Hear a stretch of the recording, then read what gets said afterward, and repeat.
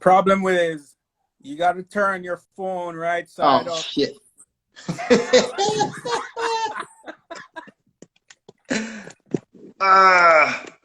I'm there like, what the fuck?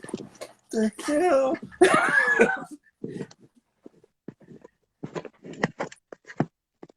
There we go. So, okay, so you're on your phone. Are you in front of a computer? I am not in front of a computer. Oh, okay. Well, you just have to suffer. Sneak preview. Uh-oh.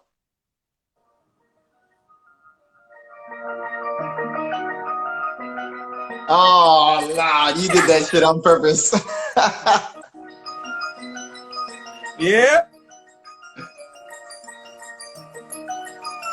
I'ma make you say, oh, oh, baby, get ready to ride, 'cause it's good time.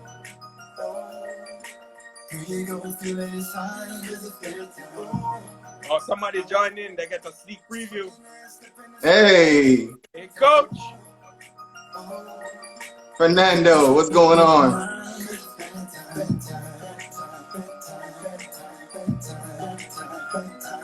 Hey, that's still dope, man. It still holds up. I can't hear a word you're saying. What? I said it still holds up. It's still strong. Oh, yeah.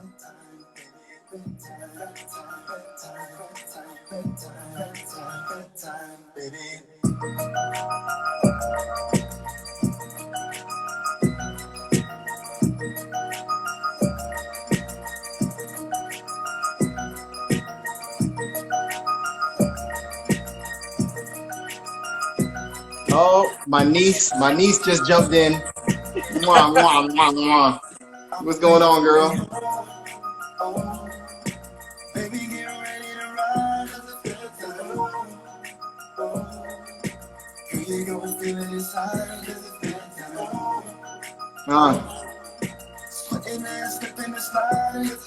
So, for the one person that's in here with us, this is a song that I recorded with Duane.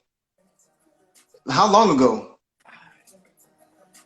It's been a minute. Yo, too many years. We recorded this thing years and years and years ago, and you're about to put it out now, right? Yep, here's the breakdown. One of the breakdowns.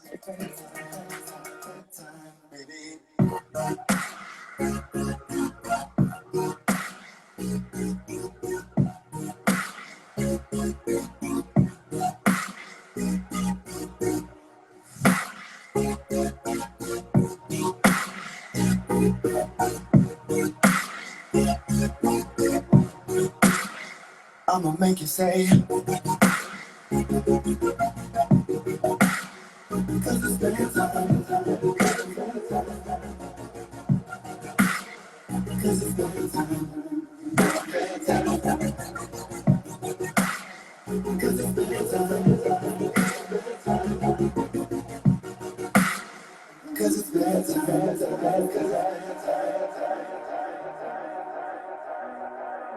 Man. That's the first breakdown. I'll forward it to the second breakdown because it's long. How long is it? Oh, it's 5:30. 5 minutes, 30 seconds.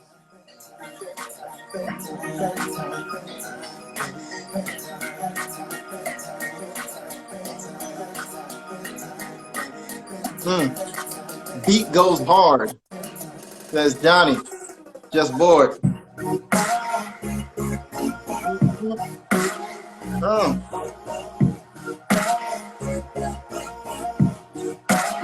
Yeah, that stank face?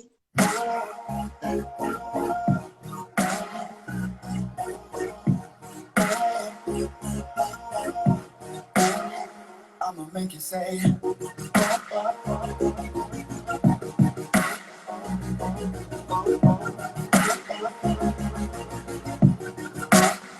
I'ma make you say,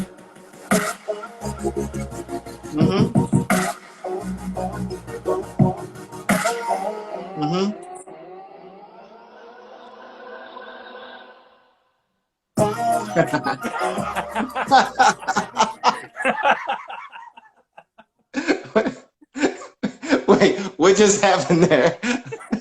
You thought it was over, but no, it's not done. Yeah. You're like, oh man, that's good. That's good. That's good. What the? No, dude, you recorded that a good probably 5 or 6 years ago. But I've been here in Georgia. It just passed my 7th year. Yep. It's about 7. Man. Because you only got through one verse. Yeah. And we left it at that. And one day I was here messing around and I wanted to mess around with future bass. And I just started chopping up your vocals and delays and stutter edits. And that's it. Bedtime. Hey, look at that. Johnny, what's going on, John? I remember John from when I used to work at Home Depot. Yeah. So when I first moved up here, Duane, 7 years ago, I cleared out my 401k from work. And, me and wifey moved up here, no friends, no family, no jobs.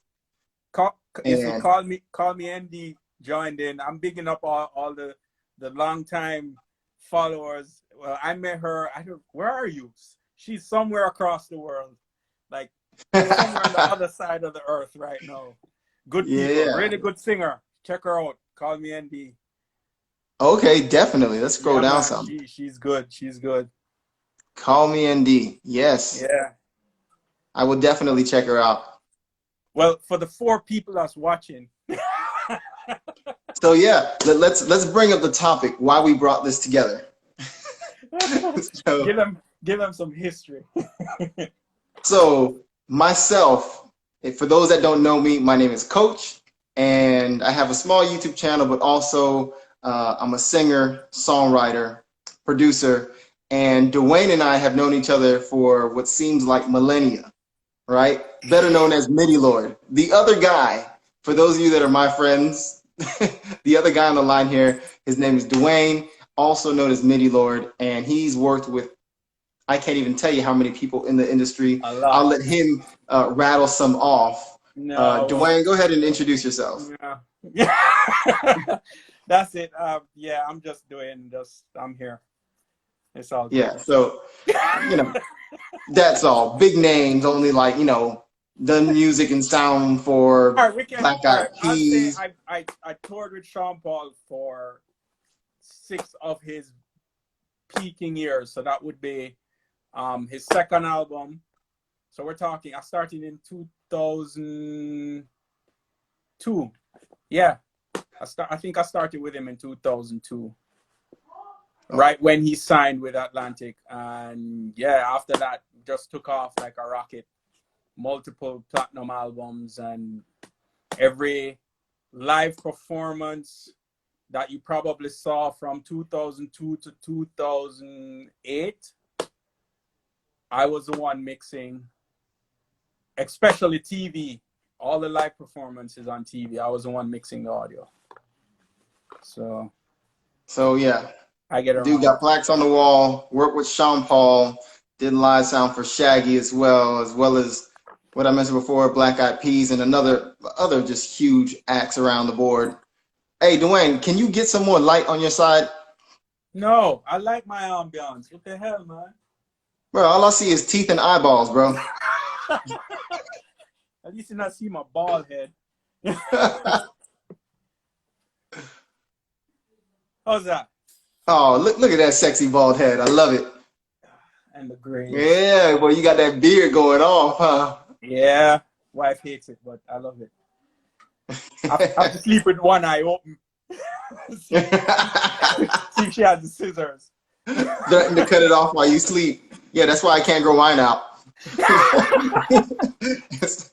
She's like, no, it scratches my face. Man. So tell all of 3 people that are here why we're here.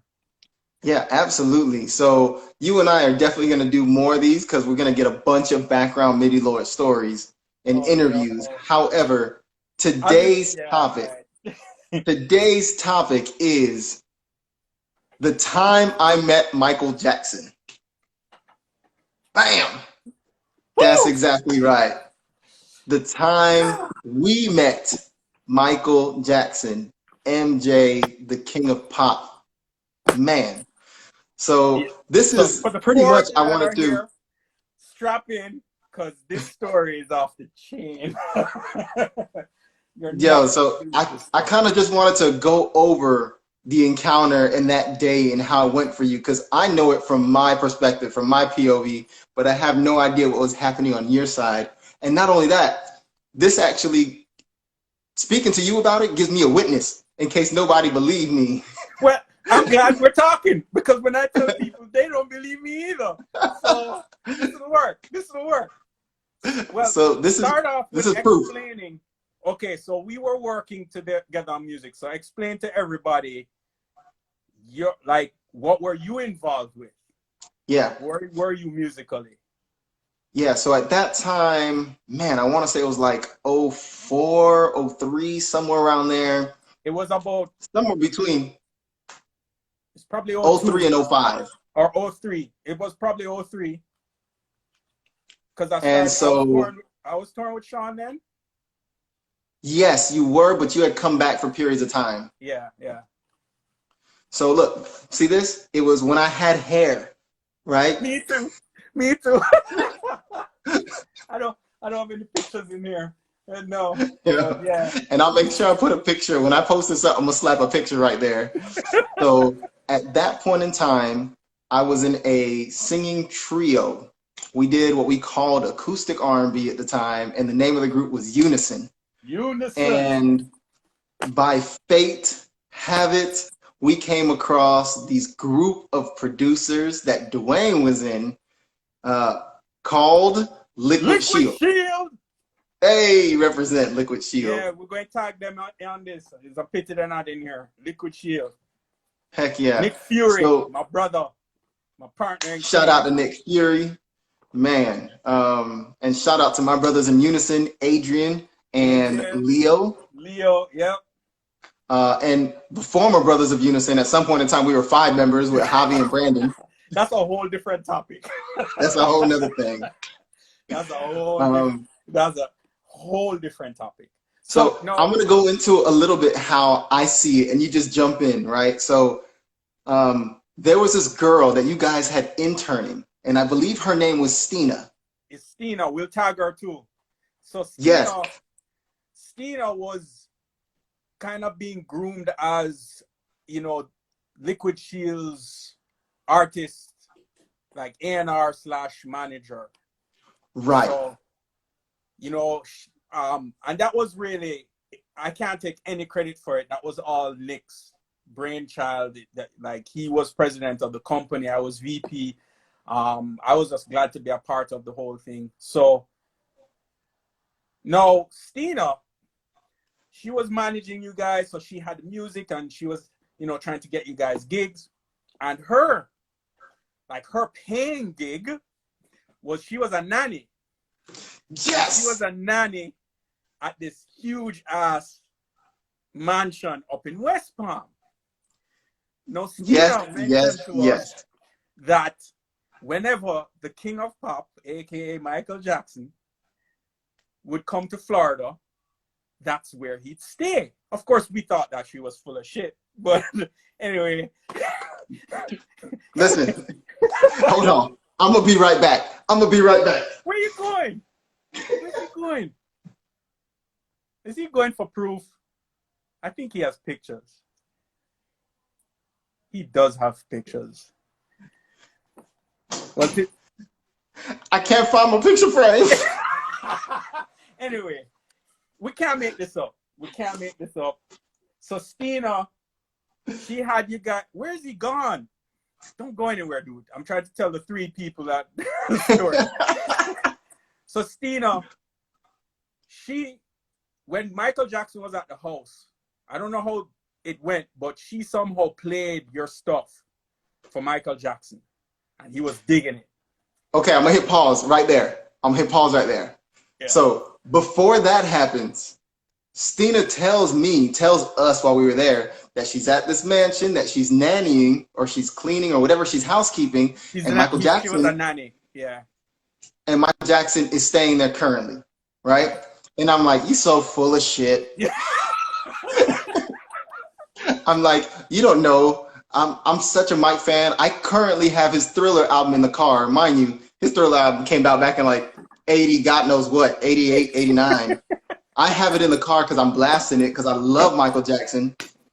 I said, if he is actually there, get this CD signed for me. Oh, Bro, you asked her that? Did he sign it? bro, the next day or maybe 2 days, we go back to visit you. I have a signed CD from Michael Jackson Oh, nice. that I've framed, that's in a picture frame that's now in a box because we're getting ready to move. But that thing is like, Oh, that's gold. ah, That's gold. That's gold. yo. That's So gold. then I'm thinking to myself, this chick forwards this thing. But if you remember correctly, the night she called us, we were all at the studio. Remember in Perrine, when we had the spot in Perrine?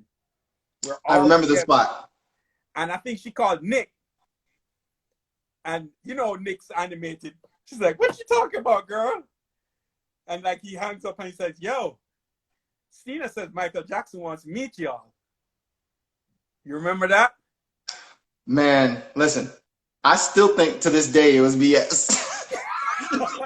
No. She told us that she was playing the music around while she was cleaning and he hears it. This is the story I remember, okay. right? He hears it and starts asking questions like, oh, that's funky, who's that? Or sounds good, who is that? I want him to perform. This is what I remember. Okay. But I don't remember how we got the call. So you're saying she called Nick, Nick called us. No, we were all at the studio. She called Nick. All of you, Leo, we were all there when he got the call. And he turned to us and said, yo, Michael Jackson wants to meet you guys. And we dropped everything. I don't even know if we locked up the studio properly. And Adrian was driving a diesel Mercedes Benz. Bro, that Mercedes was passed down from like his daddy's daddy. and I had the souped up Volkswagen Jetta, right? We used to call it the tank because you could hear that thing coming around the corner. No, the Jet. Nick used to call it the Jet.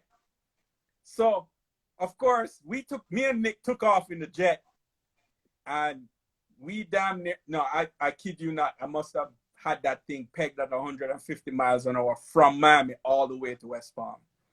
We didn't, mind you, Michael Jackson wants to hear you guys, and we left. I remember us getting ready, and we all had to go in one car. So we had Leo picked up after he got ready, and then they picked me up, and then Adrian was the last one, and we had to pick him up, and then we on this long ass drive, which I fell asleep on the ride there. We getting ready to meet Michael Jackson. I passed out. Wait.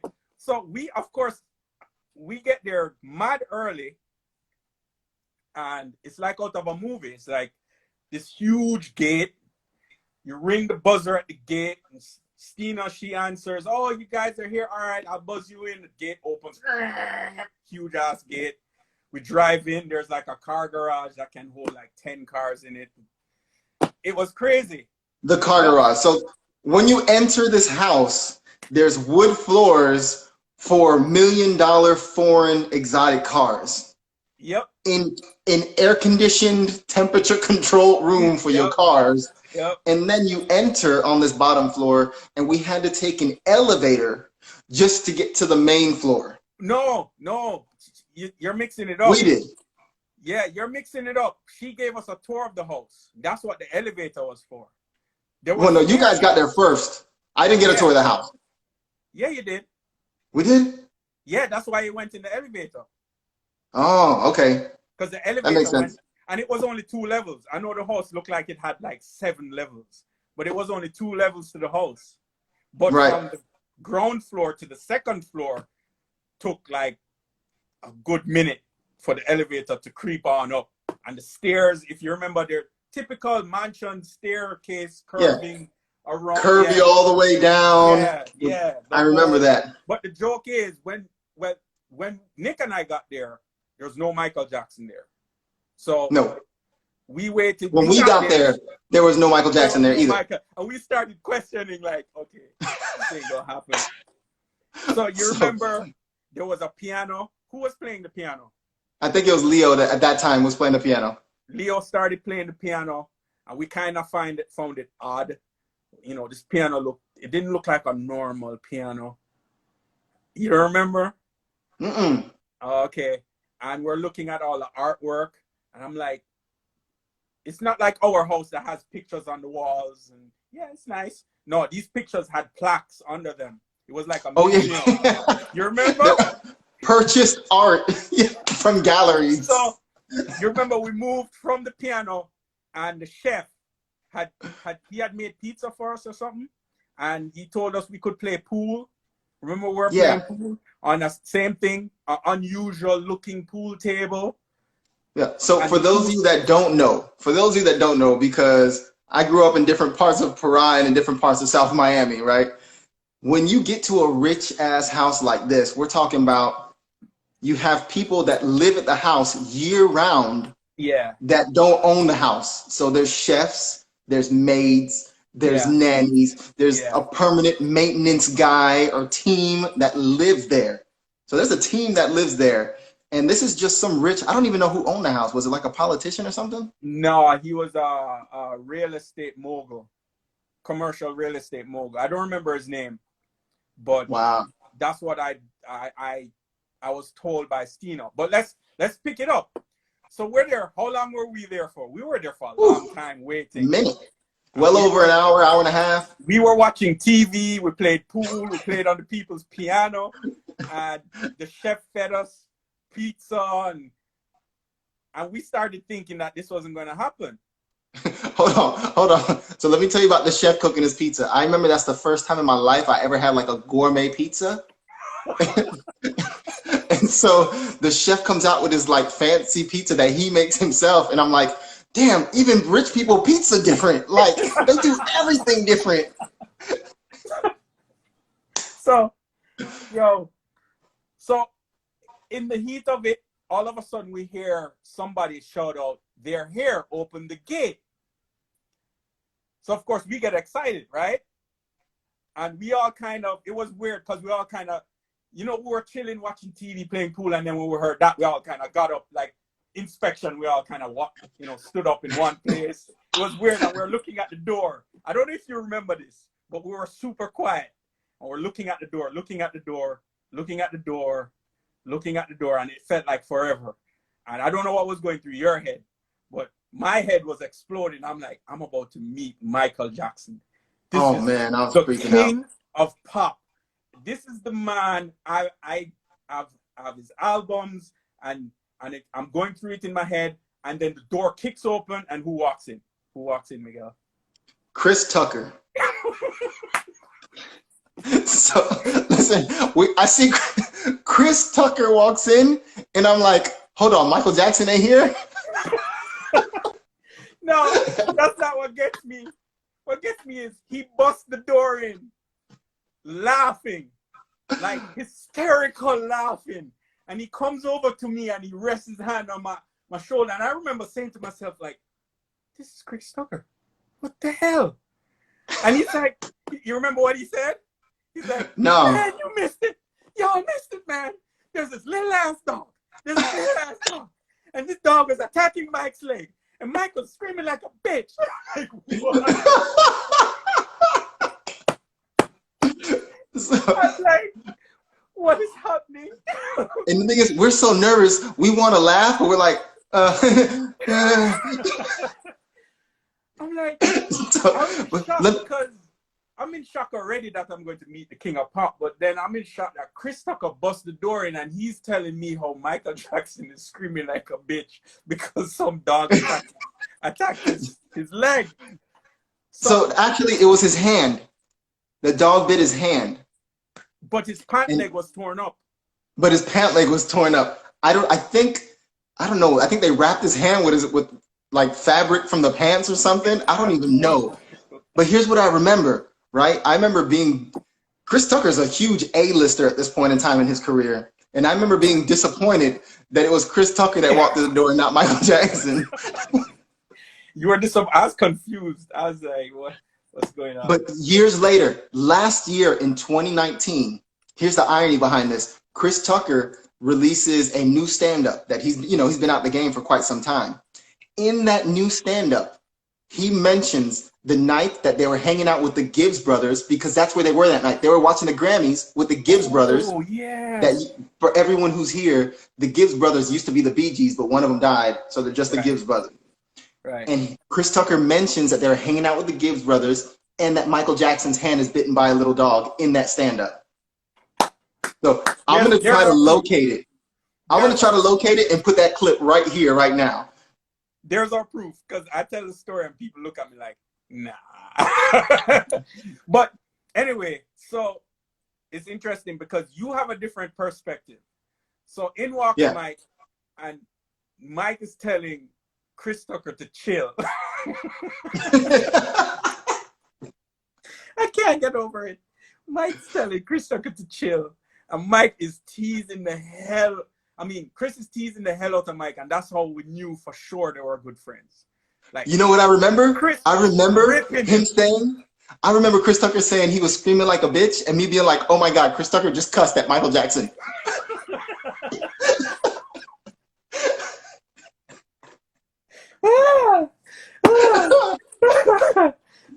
I'm like, you're not allowed to cuss at Michael?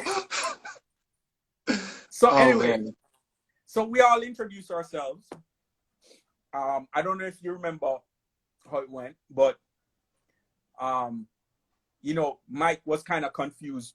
Like, there was like 5 of us there, and he heard that we were 3 singers. So me and Nick kind of stood back and were like, yo, we're just, producers. We work with them, right? And yeah, you guys were unofficially representing us at that point in time. So anyway, so I don't remember exactly his words because I was still in shock. But somehow it got to a point where they both sat in chairs, Chris and Michael Jackson. Chris Tucker was on the left, Michael Jackson was on the right. You see, I remember it like it was yesterday. Yeah. So, and then the 3 of you sat across from them. Well, Adrian played the guitar. Mm-hmm. So he sat on a stool in the center. And I don't remember which side you were on. So you and Leo were on either side, right? Now, what caught my eye the most was when you guys were performing. You guys performed 3 songs. Something like that. Yeah. But when you performed, I remember Mike's movements and like me too. The tapping. He really does that. He really does that with his neck and with his head. He's like, yeah. The same movement we all see on TV in every video, every clip we see of him, and he's grooving to you guys. And I remember pinching Nick, and I'm like, yo. I know. This is I'm thinking to myself, game over. So it was really short because of the bite from the dog, and his pant leg was all tore up. His right pant leg was tore up. So he listened to the songs, and you remember what he listened to the songs without getting medical attention, mind you. He came in, chill with us, talked with us for 20, 30 minutes. Yeah. Hung out with us, did our songs, and then finally said, okay, I'm going to get this tended to. Yeah. But do you remember?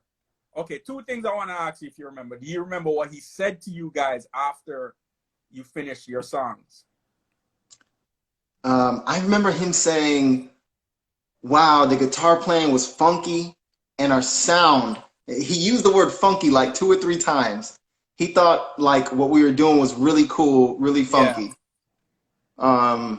And he loved the harmonies. Right. Those are the 2 things that I remember. Okay. So afterwards, what do you remember about him walking away and walking up that long flight of stairs in that mansion? Okay, so what I remember right before he walks away, we all shake his hand. Right. And when I shook his hand, I remember thinking to myself, holy shit, Michael Jackson's a big dude. He got huge hands.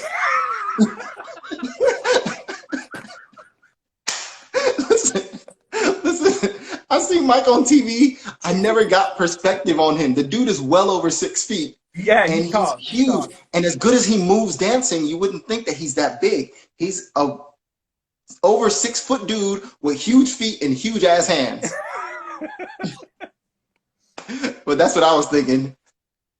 You are probably just mind blown as all of us there. But what stood out at that moment when he walked away and he was walking up the stairs, one of the 3 songs you guys performed, he was singing line for line, word for word, note for note. Yeah. On the way up the stairs. He knew one of the songs. Blew my mind. He was singing your song. Michael Jackson was singing your song. Note for note, line for line, walking up those stairs. And I remember when he disappeared, I don't know if you remember this part, when he disappeared at the top of the stairs, you were the one that said, nobody can say anything to me now. Michael Jackson just sung my song. Listen. I knew what it was back then. I knew what it was back then. Okay? Respect my shit. But that moment, though short, because I don't think we spent more than, say, a half an hour with him. I would say, yeah. Just enough time to greet. He took pictures with you guys, and you did 3 songs with him, and we're chilling. And then he disappeared. And then the fun started. You want to talk about the fun after? The after party? The part after. So Michael Jackson. The Michael Jackson after party. Michael Jackson goes up this long, curvy stairway that looks like Cinderella comes down. When he goes to get his medical attention and goes off to bed and shower and change or whatever, we end up hanging out with Chris Tucker for like another 3 hours. And the chef and the other person, like, we hung out there and shot pool and just talked shit for hours, 3-4 hours just hanging out. No. Chris Tucker talked shit for hours. Yeah. That dude was teasing Leo. Like, no, you remember? I remember that he called him Leon 50 times. And finally, I corrected him. I was like, hey, Chris, by the way, his name is Leo. And he's like, no, it ain't. It's like Leon from the 5 Heartbeats. Listen. Oh, man. The dude is hilarious. He is... No, but they were playing pool, remember? They were. And Leo's good at pool now. Chris Tucker is good at pool. They were going shot for shot. Yeah, but you remember Chris was just ragging on Leo. Saying, come on, Leon. Come on, Leon. And Leo got upset. I said, Matt, my name's Leo. Oh, my bad, Leo. My bad. Come on, make a shot, Leon. Oh, man. But I want to say, let me say, we can end, like, let me tell you, Miguel, that was one of the most memorable moments. Now, I've met a lot of celebrities. I've worked with a lot of artists. But I have to say, the few times that I've met, like, icons, that's on the top of my list. That I met Michael Jackson, and I got to share it with you, Leo, Adrian, and Nick Fury. Yeah. Like, that moment. And hold on. Gilda was there. Gilda was there, too. Gilda was there? Gilda came with us. She was there. Oh, she drove with you guys. I don't remember, but I'm pretty sure she was there. No, she wasn't there. No? No. Oh, man. I thought Gilda was there. No. I remember being told, no, you can't take cameras, no taking cell phones with cameras. And only one person had a camera. One person was allowed to bring the camera to take pictures with Mike. Yeah, and those pictures have forever disappeared in the netherworld. We cannot find them. Well, I didn't get to take pictures with him, but sometimes, I mean, being that I've worked with celebrities, I understand, their privacy, and sometimes, especially when he's not looking his greatest, and people try to capitalize on celebrities not looking their greatest. And and trying to share that. Now, I know I would never do that as much as I wanted a picture with him, but I could tell he was very uncomfortable. This is Michael Jackson, the king of pop. He had a bandage on his hand and his pant leg was all tore up. And I just left it alone. I just know that I knew in that moment, my memory, like that's my favorite story. I've told that story to my kids. I've told it to my kids' friends. I've even gone to career day at my kids' school and told the story. I have the day I met Michael Jackson. I have parents stopping me and say, "Hey, you're that dad that met Michael Jackson." It's like one of that iconic moments. And man, I have to thank you for allowing us to be a part of that. Because if it wasn't for you and Adrian and Leo, it would not happen. I think the stars just aligned. I think all of us working together.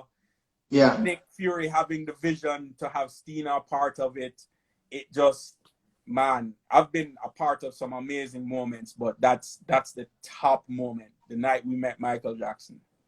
It's crazy, crazy. I remember getting back into Adrian's old ass Mercedes tank diesel, leaving that place, and I got in the back seat, and Leo was already in. He got in before me. I'm getting ready to get in the back seat, and as I'm sitting down, it hits me, and I'm like, I say it out loud. I said, "Oh my God, we just met Michael Jackson," and I start fangirling out right then and there, and Leo punches me.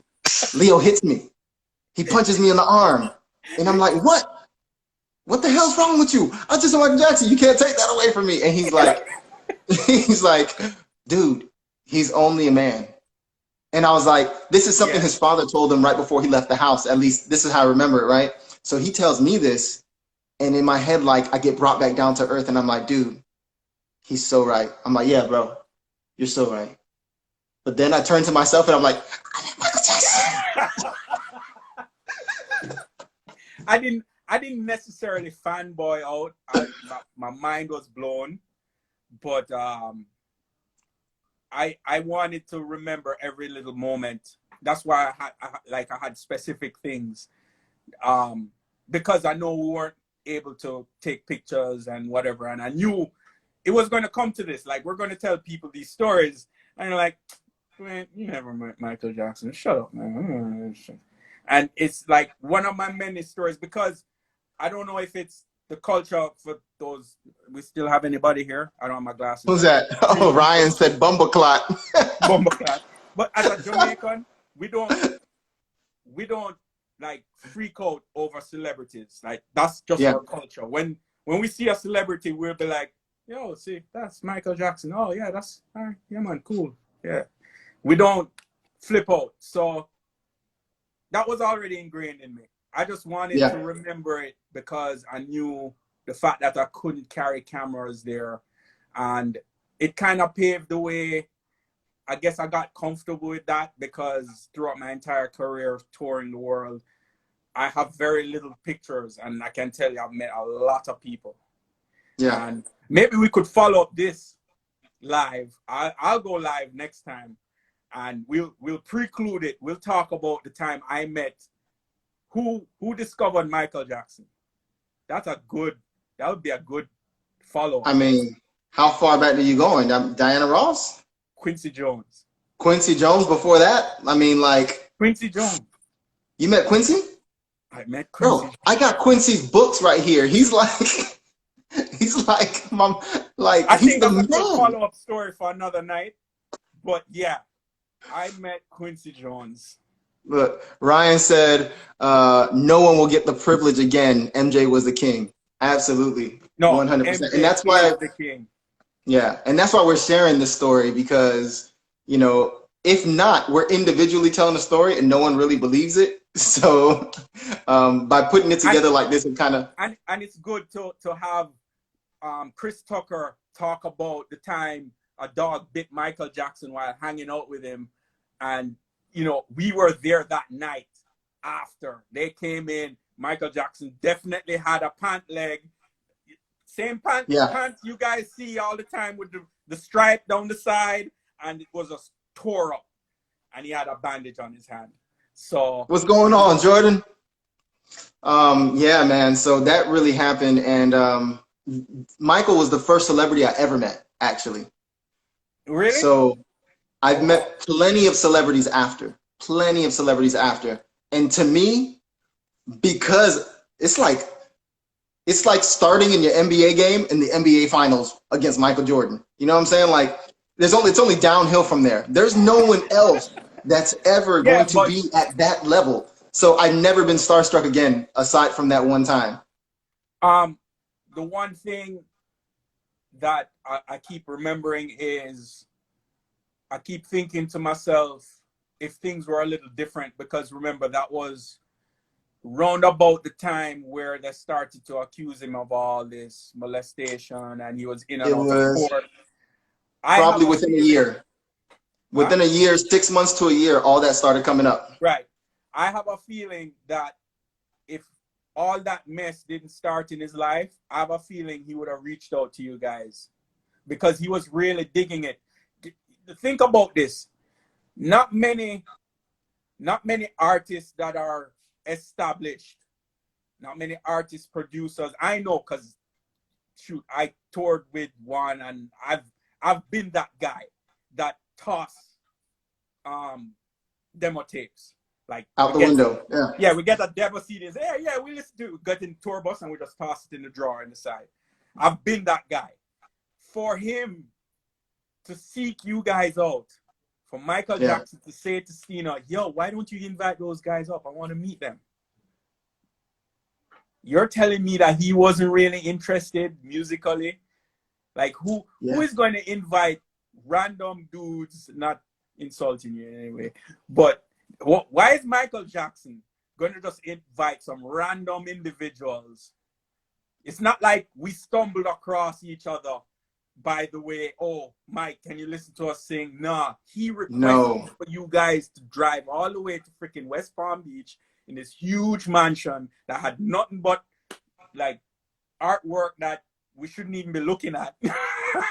And it was an amazing experience and I'll never forget it. And I always said, like, if times were a little different, if he wasn't going through all those accusations, I think, because remember, there was nothing musically coming from him. There was no tours. There was nothing after that happened.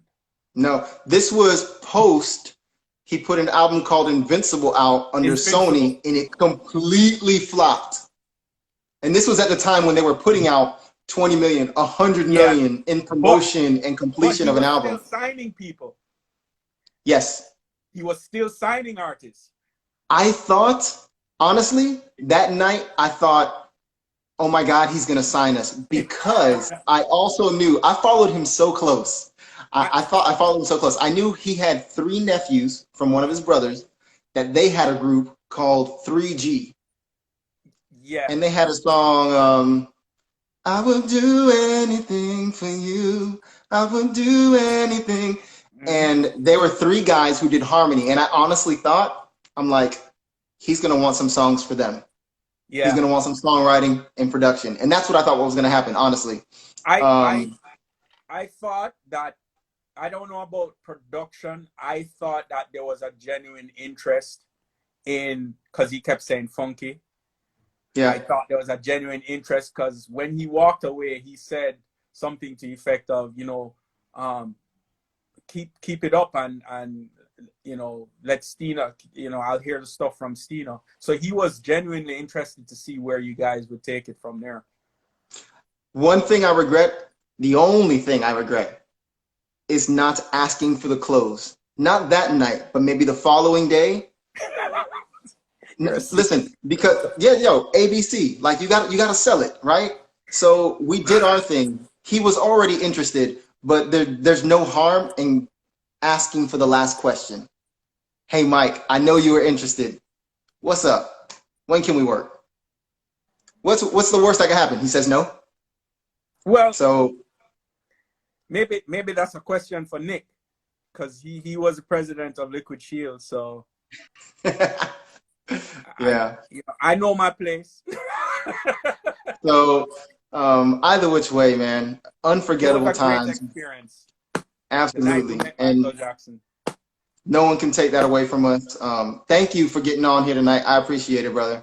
Oh no, you know, always. And I like the idea because we now have social media, and it's a way to document stuff, good and bad.